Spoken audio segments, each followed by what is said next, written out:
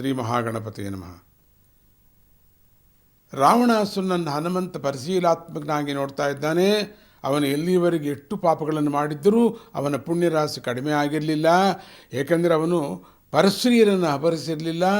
ಈಗ ದುಷ್ಕರ್ಮವನ್ನು ಮಾಡಿದ್ದಾನೆ. ಅದರಲ್ಲೂ ಜಗದ್ವಂದನಾದ ಶ್ರೀರಾಮಚಂದ್ರನ ಧರ್ಮಪತ್ನಿಯು ಮಹಾಸಾಧ್ವಿಯಾದ ಸೀತಾದೇವಿಯನ್ನು ಅಪಹರಿಸಿದ್ದಾನೆ. ಎಂಥ ದುಷ್ಕರ್ಮಿ ಇವನು! ಇದೊಂದು ಯಾಕಪ್ಪ ನೀ ದುಷ್ಕರ್ಮ ಮಾಡಿದೆ ನೀನು? ಯಾಕಪ್ಪ ಇದೊಂದು ಪಾಪವನ್ನು ಮಾಡಿದೆ ಅನ್ಕೋತಿದ್ದಾನೆ ಮನಸ್ಸಿನಲ್ಲಿ. ಆ ಆಕಾರವನ್ನು ನೋಡಿ ಎಷ್ಟು ಕಳೆ, ರಾಕ್ಷಸನಾಗಿದ್ದರೂ ಕೂಡ ಎಷ್ಟು ಶೋಭಾಯಮಾನವಾಗಿದ್ದಾನೆ. ಇಷ್ಟು ದೊಡ್ಡ ದಡೂತಿಯಾಗದ ಶರೀರ ಇದ್ದರೂ ಕೂಡ ಆ ಶರೀರಕ್ಕೆ ದೃಢಕಾಯಕ್ಕೆ ತಕ್ಕಂತೆ ತೋಳುಗಳಿವೆ, ತೋಳುಗಳಿಗೆ ತಕ್ಕಂತೆ ಹೊಟ್ಟೆ ಇದೆ, ಹೊಟ್ಟೆಗೆ ತಕ್ಕಂತೆ ತೊಡೆಗಳಿವೆ, ತೊಡೆಗಳಿಗೆ ತಕ್ಕಂತೆ ಕಾಲುಗಳಿವೆ, ಕಾಲುಗಳಿಗೆ ತಕ್ಕಂತೆ ಕಾಲಿನ ಬೆರಳುಗಳಿವೆ.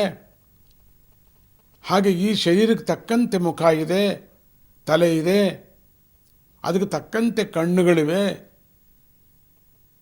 ಎಷ್ಟೊಂದು ಶೋಭಾಯಮಾನವಾಗಿದ್ದಾನೆ. ಇವನ ರೇಖೆಗಳು ಎಂಥ ಅದೃಷ್ಟವಂತನಾಗಿದ್ದಾನೆ. ಇವನು ರಾಕ್ಷಸ ಬ್ರಹ್ಮನಾಗಿದ್ದಾನಲ್ಲ, ಇವನು ರಾವಣ ಬ್ರಹ್ಮನಾಗಿದ್ದಾನೆ. ಸಕಲ ವೇದಗಳನ್ನು ಗೊತ್ತಿರತಕ್ಕಂಥವನು, ಎಲ್ಲ ಶಾಸ್ತ್ರಗಳನ್ನು ಗೊತ್ತಿರತಕ್ಕಂಥವನು. ಅಯ್ಯೋ, ಏನು ಕೆಲಸ ಮಾಡ್ದ ಇವನು! ಈಗ ಒಂದು ತಪ್ಪು ಮಾಡಿಬಿಟ್ಟಿಯಲ್ಲ ನೀನು. ಅದು ಹೆಂಗೋ ಮಲಗಿದೆಯಾ ನೀನು, ನಿದ್ರೆ ಮಾಡ್ತಿದೆಯಾ ನೀನು? ಜಗದ್ವಂದ್ಯನಾದ ಶ್ರೀರಾಮಚಂದ್ರ ಪತ್ನಿಯನ್ನು ಅಂದರೆ ತಾಯಿ ಕಣೋ ನಿನಗೆ ಅವಳು. ಒಂದು ವೇಳೆ ನೀನು ದೊಡ್ಡವನಾದರೆ ನಿನಗೆ ಮಗಳು ಕಣವಳು.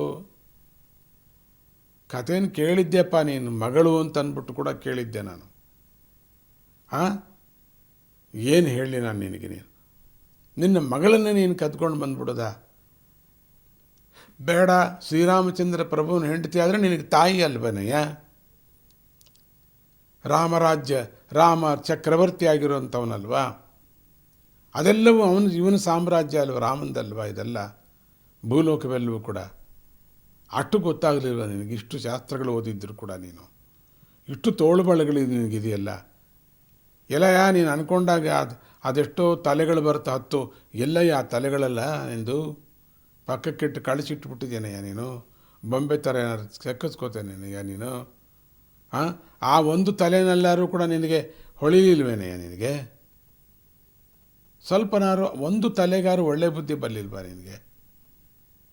ಅಯ್ಯೋ, ಕೆಟ್ಟಿಯಲ್ಲಯ್ಯ ನೀನು, ಕೆಟ್ಟೋಗ್ತೀಯ ಕಣಯ್ಯ. ಇಷ್ಟೊಂದು ಸಾಮ್ರಾಜ್ಯ ನಾಶ ಆಗ್ಬಿಡುತ್ತೆ ಕಣಯ್ಯ. ಈ ಇರ್ತಕ್ಕಂಥ ಸೌಂದರ್ಯವಾಗಿರೋ ಭವನಗಳೆಲ್ಲ ಇರಲ್ಲ ಕಣಯ್ಯ. ಇದೆಲ್ಲವೂ ಶಾಶ್ವತ ಅಲ್ಲ ಕಣಯ್ಯ. ಅಯ್ಯೋಯ್ಯೋ, ಯಾರಯ್ಯ ನಿನ್ಗೆ ಹೇಳೋರು? ಸಾತ್ವಿಕರೆಲ್ಲ ನಿನ್ನ ಸುತ್ತು ಇದ್ದಾರಲ್ಲಯ್ಯ, ಅವರೆಲ್ಲ ಹೇಳಿದ್ರು ಕೂಡ ಅವ್ರ ಮಾತು ನೀ ಕೇಳ್ತಿಲ್ಲ ಕಣಯ್ಯ. ಅಯ್ಯೋ, ಏನು ಹೇಳ್ತೀಯ?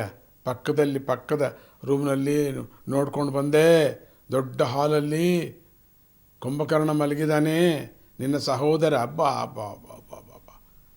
ನಾನು ಚಿಕ್ಕ ಕಪಿಯಾಗಿ ಹೋಗಿದ್ದಾಗ ಇದ್ದಕ್ಕಿದ್ದಾಗ ಅವನ ಮೂಗಿನಲ್ಲಿ ಒಳಗೋಗ್ಬಿಟ್ಟು ಹೊರಗೆ ಬಂದೆ. ವಿಚಿತ್ರವಾಗಿರುವಂಥ ಅವನ ಉಸಿರು. ಅಲ್ಲಿ ಹೋಗ್ಬಿಟ್ಟು ಒಂದು ವಜ್ರದ ಕಂಬ ಇಟ್ಟಿದ್ದಾರೆ, ಆ ಉಸಿರೋಗಿ ಅಲ್ಲಿ ತಗಲುತ್ತೆ. ನಾನು ಹೋಗಿ ದಡಾರಂತ ಒಂದು ಸತಿ ತಗಲಿದೆ, ಚಿಕ್ಕ ಕಪ್ಪಿ ಆಗಿಬಿಟ್ಟಿದ್ದೆ ನಾನು. ಅಷ್ಟು ದೊಡ್ಡವನನ್ನು ನೀನು ಬಲಾಢ್ಯ ನನ್ನ ಹತ್ರ ಇಟ್ಕೊಂಡಿದ್ದೀಯ. ನಾನು ಹೇಗೋ ತಪ್ಪಿಸ್ಕೊಂಡು ಬಂದೆ ನಾನು. ಅದು ಏನಂತ ಹೇಳ್ತೀಯ? ಅದು ಹೇಳೋಕ್ಕೆ ಸಾಧ್ಯ ಇಲ್ಲ. ನನ್ನ ಚಿಕ್ಕ ಸ್ನೇಹಿತರಾಗಿರೋ ಕಪಿಗಳಿಗೆ ನಾನು ವರ್ಣನೆ ಮಾಡ್ತೀನಿ ನಾನೇನು ಅವಸ್ಥೆ ಪಟ್ಟೆ ಅನ್ನೋದು ಮುಂದೆ. ಈ ಕೃತ್ಯ ನಡೆದೇ ಹೋಗಿದ್ರೆ, ನೀ ಏನಾರು ಸೀತೆಯನ್ನು ಕದ್ಕೊಂಡು ಬರದೇ ಹೋಗಿದ್ರೆ, ಅವನ ದಿವ್ಯ ತೇಜಸ್ಸಿಗೆ ಎದುರಾಗಬಲ್ಲ ವೀರ 3 ಲೋಕಗಳಲ್ಲೂ ಕೂಡ ಇರ್ತಾ ಇರಲಿಲ್ವಲ್ಲಯ್ಯ. ಅಯ್ಯೋ ಅಂತ ಮನಸ್ಸಿನಲ್ಲಿ ಅನ್ಕೋತಿದ್ದಾನೆ. ನೀನು ಯಾರಿಗೂ ಸೋಲೋದಿಲ್ವಲ್ಲಯ್ಯ. ನಿನ್ನ ಮುಂದೆ ಬಂದಿರತಕ್ಕಂಥ ಎಲ್ಲರನ್ನೂ ಸೋಲಿಸ್ಬಿಡ್ತೀಯ ನೀನು. ಹೋಗಲಿ, ಸೀತೆಗೋಸ್ಕರ ಮತ್ತೆ ಇನ್ನೊಂದು ಸಲ ಆ ಅಂತಃಪುರವನ್ನೆಲ್ಲ ಶೋಧನೆ ಮಾಡ್ತಿದ್ದಾನೆ. ಇನ್ನೊಂದು ಆವರ್ತಿ ನಾನೇನಾದರೂ ಕಣ್ಣು ತಪ್ಪಿಸಿಬಿಟ್ಟಿದ್ದೇನೋ, ಇನ್ನೆಲ್ಲರೂ ಮೂಲೆಯಲ್ಲಿ ಬಂಧಿಸಿರಬೇಕು.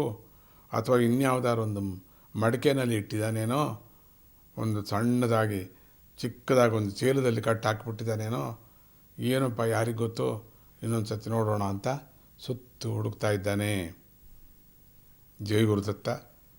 ಮತ್ತೆ ಹನುಮಂತ ಏನು ಮಾಡ್ತಾನೆ ನೋಡೋಣ.